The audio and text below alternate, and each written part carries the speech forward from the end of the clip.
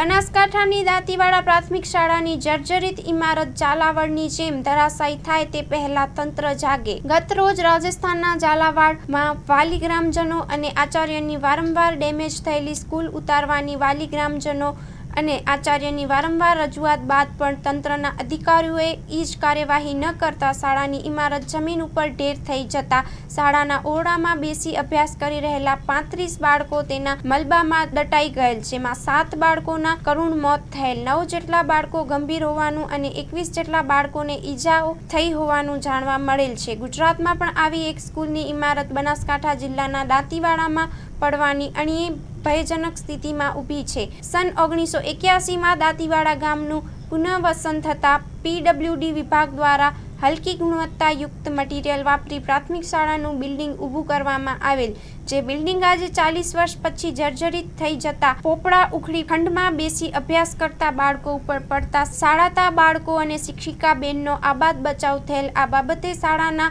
આચાર્યશ્રી દ્વારા તારીખ 15 સપ્ટેમ્બર 2023ના રોજ જર્જરિત થઈ ગયેલ દાંતીવાડા પ્રાથમિક શાળાના 14 ઓરડા ભયજનક સ્થિતિમાં હોય, ઓરડા ઉતારવા તેમજ નવીન ઓરડાઓ બનાવવા માટે એક દરખાસ્ત દાંતીવાડા તાલુકા પ્રાથમિક શાળા અધિકારીશ્રીને વિધિવત કરવામાં આવેલ, પરંતુ 2 વર્ષ જેટલો સમય જતા આવ્યો છતાં સ્થાનિક જવાબદાર અધિકારીઓ જાણે કુંભકર્ણ નિંદ્રામાં પોઢી રહ્યા હોય તેમ આજ દિન સુધી દાંતીવાડા શાળાના જર્જરિત ઓરડાઓ ઉતારવાની કોઈ જ કામગીરી કરવામાં આવેલ નથી। હાલમાં શાળાના બાળકો બહાર બેસી અભ્યાસ કરી રહ્યા છે।